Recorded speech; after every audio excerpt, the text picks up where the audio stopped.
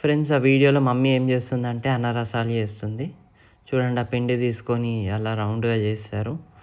దాని తర్వాత తీసుకొని ఆ బౌల్లో వేయడం అనేది జరుగుతుంది. సో అప్రాక్సిమేట్లీ 3 to 5 minutes వరకు వేయించాలి. ఇక చూడండి, అక్కడ అలా చేస్తుంది. కొంచెం అది ఆయిల్ వేడైన తర్వాత తీసి ఆ ప్యాన్లో వేయాలి.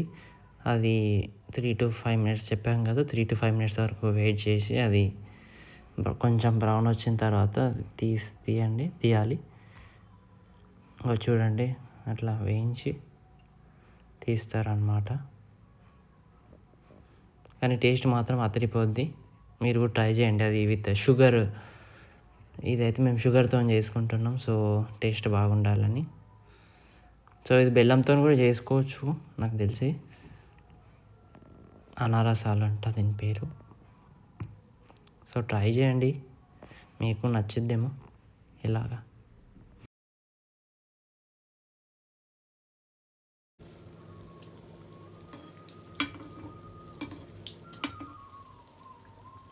కొంచెం ఎక్కువ కాల్చుకున్నట్టు వాళ్ళకు కొద్దిగా ఎక్కువ కాల్చుకొని తినొచ్చు. కొంచెం లేతగా కావాలంటే తొందర తీసేసుకోవాలి.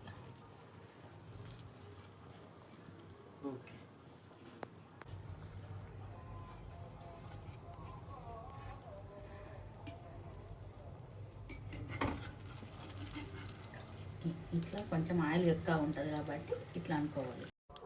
చూడండి ఆయిల్ ఎలా తీసేస్తుందో, మొత్తం ఆయిల్ తీసేసి ఒక దాంట్లో వేస్తుంది.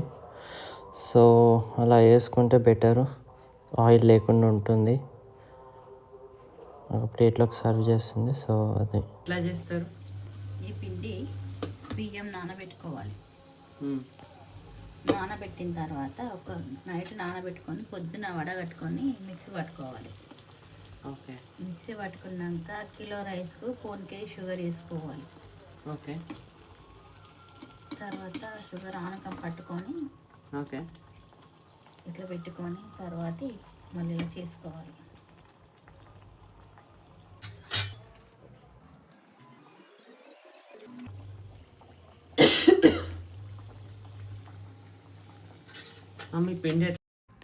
ఇప్పుడు టేస్ట్ అయితే చేయబోతున్నాను, ఎలా ఉందో చెప్తాను.